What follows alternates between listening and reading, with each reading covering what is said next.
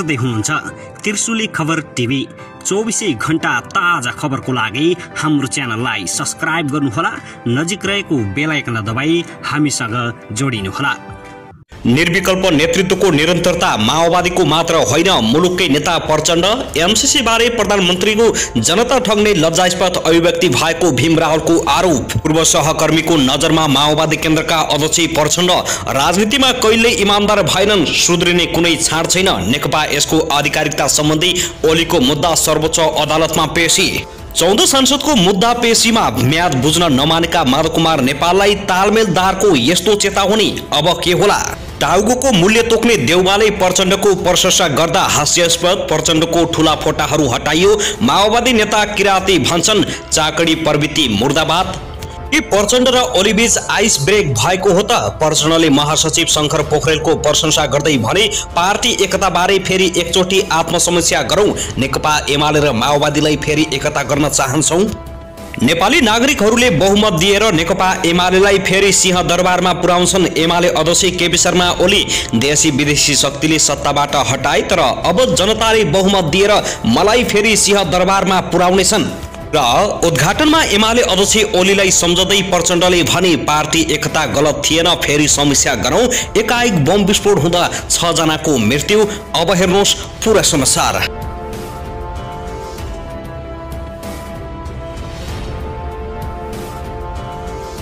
दर्शकबिन नमस्कार, तपाईहरुलाई हार्दिक स्वागत छ हाम्रो च्यानल त्रिशुली खबर टिभीमा। यदि हाम्रो च्यानललाई अहिलेसम्म सब्स्क्राइब गर्नु भएको छैन भने सब्स्क्राइब गरी नजिक रहेको बेल आइकन दबाई हामीसँग जोडिनुहोला।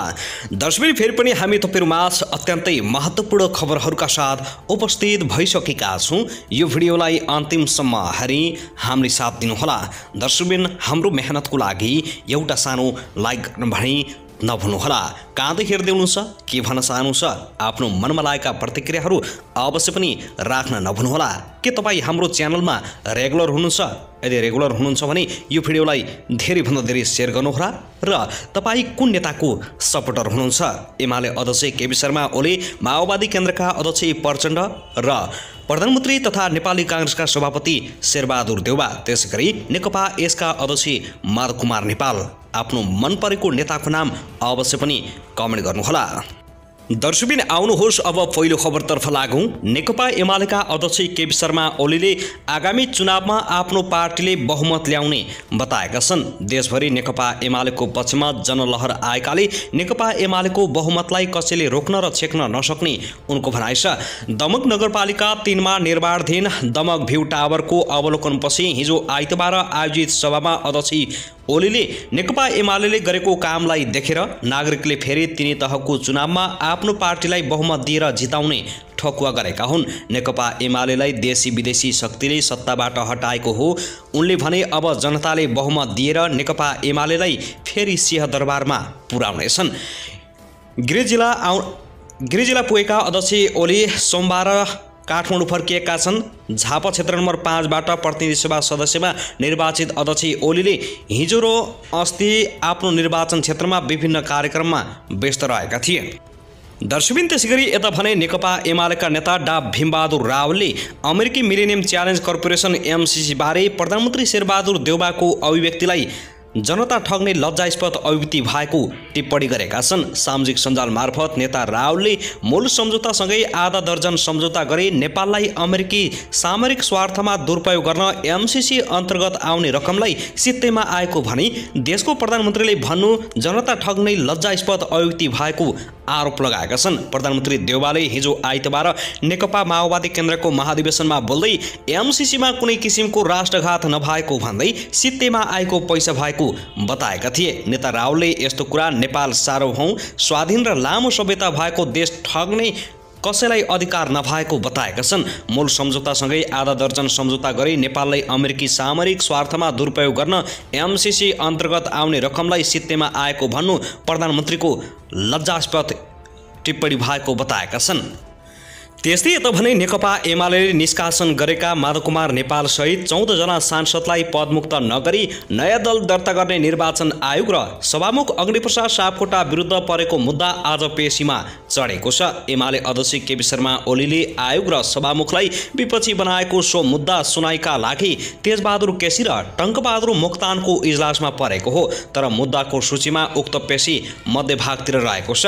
सर्वोच्च अदालतका न्यायाधीश दीपक कार्की र कुमार चुडालको इजलासले दशैं अघि गरेको सुनवाईमा अन्तरिम आदेश नदिई सक्कल कागज माग्ने र विपक्षीबाट लिखित जवाब मगाउने आदेश दिएको थियो। सर्वोच्चले पटक पटक लिखित जवाब पठाउन ताकेता गरे पनि माधव कुमार नेपाल सहित नेकपा यसका 14 जना सांसदले म्याद बुझ्न नमानेपछि सर्वोच्च प्रशासनले अदालतको अवहेलना मुद्दा चलाउन प्रतिवेदन पठाउने ठाडो चेतावनी दिएको थियो। माधव कुमार नेपाल स्वयं र नेपालका वकिल गोविन्द बन्दी लगायतलाई सर्वोच्च प्रशासनले म्याद नबुझेकोमा अदालतको अवहेलनामा मुद्दा चलाउने चेतावनी तालमेलदारले दिएपछि 14 जनाले लिखित जवाब पेश गरेका छन्। लिखित जवाब पेश गरेपछि नेकपा यसका अध्यक्ष नेपालले सर्वोच्च अदालतका अधिकांश न्यायाधीशहरूसँग संवाद गरेको न्यायाधीशहरू बीचमै चर्चा चल्न थालेको छ। कतिपय न्यायाधीशहरूसँग माधव कुमार नेपालले आफै भेट गरेर सेटिङ गरेका छन्। यसैबीच आज पेशी सूचीमा चढेपछि साप्ताहिक पेशी सूची लगत्तै कतिपय न्यायाधीशहरू विधामा बस्ने मनस्थितिमा थिए। केही न्यायाधीश बिरामी विधामा बसेका छन्। नेकपा एमाले आफ्नो पार्टीका तत्कालीन प्रधानमन्त्री केपी शर्मा ओलीलाई विश्वासको मत नदिएको लगायत अनुशासनको विषय उठाएर साउन 27 गतेको मितिमा माधव कुमार नेपाल सहित 14 जना सांसदलाई निष्कासन गरेर सुपत्र निर्वाचन आयोग र संसद सचिवालयमा पठाएको थियो। दर्शकवृन्द, त्यसैगरी नेकपा माओवादी केन्द्रको 8औं महाधिवेशनको बन्द सत्र चलिरहेको छ। जारी बन्द सत्रमा अध्यक्ष पुष्पकमल दाहाल प्रचण्डले राजनीतिक प्रतिवेदन प्रस्तुत गरिरहेका छन्। अध्यक्ष प्रचण्डले राजनीतिक प्रतिवेदन प्रस्तुत गरिसकेपछि विधान मस्यौदा प्रस्तुत गर्ने कार्यक्रम रहेको छ। स्थायी समिति सदस्य देव गुरुङले विधान मस्यौदा प्रस्तुत गर्नेछन्। प्रचण्डको राजनीतिक प्रतिवेदन र विधान मस्यौदामाथि समूहमा विभाजन गरी छलफल हुने माओवादीले जनाएको छ। कमलादी स्थित प्रज्ञा भवनमा जारी महाधिवेशनमा अध्यक्ष प्रचण्डले राजनीतिक प्रतिवेदन वाचन गरेर प्रस्तुत गरिरहेका छन्। आइतबारबाट सुरु भएको सो महाधिवेशन 15 पुससम्म चल्ने भएको छ। सो महाधिवेशनले 15 पदाधिकारी सहित 279 जना केन्द्रीय सदस्य चयन गर्ने भएको छ। त्यस्तै नेकपा माओवादी केन्द्रको 8औं महाधिवेशनमा राखिएको अध्यक्ष पुष्पकमल दाहाल प्रचण्डको प्रतिमा हटाइएको छ। महाधिवेशन स्थल प्रज्ञा भवन परिसरमा राखिएको अध्यक्ष प्रचण्डको प्रतिमा सोमबार हटाइएको हो। महाधिवेशन स्थल बाहिर प्रचण्डको प्रतिमा राखिएको तस्बिरहरू सहित समाचारहरू सार्वजनिक भएपछि हटाइएको हो। माओवादी केन्द्रको महाधिवेशन अन्तर्गत आज बन्द सत्र सुरु भएको छ भने यो महाधिवेशनले अध्यक्ष सहित 15 जना पदाधिकारी र केन्द्रीय सदस्य चयन गर्दैछ। त्यस्तै नेपालमा मिलेनियम च्यालेन्ज कर्पोरेसन एमसीसी बारे सत्ता गठबन्धनका केही दलले समर्थन जनाइरहेका छन् भने गठबन्धन बाहेकका दलहरूले यसको विरोध गर्दै आइरहेका छन्। एमसीसी सम्झौताबारे जनता पनि अलमलमा छन्। धेरै जनतालाई एमसीसी आउँदा नेपाललाई फाइदा हुन्छ या हुँदैन भन्ने पनि थाहा छैन। यसैबीच केही दलहरू एमसीसीको विरोध गर्दै आइरहेका छन् भने सरकार यो सम्झौता अगाडि बढाउन आतुर रहेको छ। एमसीसी पास गर्ने विषयमा सत्ता गठबन्धनका दलबीच पनि मतभेद भइरहेको छ। एमसीसी अहिले नै अघि बढाउने विषयमा नेकपा माओवादी केन्द्रका नेता नारायण काजी श्रेष्ठ र नेकपा एकीकृत समाजवादीका सांसद बेदुराम भुसाल पनि सहमत छैनन्। तर कांग्रेसका सभापति तथा प्रधानमन्त्री शेरबहादुर देउवाले एमसीसीको लागि एमसीसी नेपालको लागि फाइदाजनक भएको कुरा कसैले नबुझेको भन्दै यसलाई अगाडि बढाउन जोड दिएका छन्। उनी अहिलेको गठबन्धनका दलहरूलाई फकाएर एमसीसी अगाडि बढाउने पक्षमा रहेको देखिएको छ। चुनाव नजिकै गरेकाले पनि हुन सक्छ। हरेक भाषणमा पनि गठबन्धनभित्रका कांग्रेस बाहेकका दलले पनि एमसीसी बारे खासै चासो लिएर बोलेको देखिँदैन। तर कांग्रेसका सभापति समेत रहेका देउवाले भने हरेक भाषणमा एमसीसी के विषयमा बोलेर जोडबल गरिरहेका छन्। एकीकृत समाजवादी दल सहित केही दलले भने यसलाई जनताको विश्वास जितेर मात्रै अगाडि बढाउनु पर्ने बताउँदै आएका छन्। आइतबार नेकपा माओवादी केन्द्रको 8औं महाधिवेशनको उद्घाटन सत्रमा शुभकामना दिन गएका देउवाले बढी एमसीसी के विषयमा चर्चा गरे। उक्त कार्यक्रममा नेकपा क्रान्तिकारी माओवादी नेता सीपी गजुरे लगायतका केही नेताले एमसीसी को विरोध गर्दै बोलिरहँदा देउवाले भने एमसीसी कुनै अर्थमा राष्ट्रघाती नभएको बताएका छन्।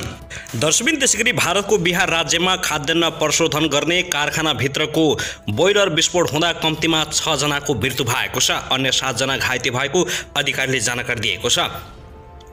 प्रदेशको राजधानी पटनाबाट 71 किलोमिटर उत्तरमा रहेको मुजफ्फरपुर जिल्लामा रहेको चाउचाउ बनाउने कारखानाभित्र विस्फोट भएको थियो।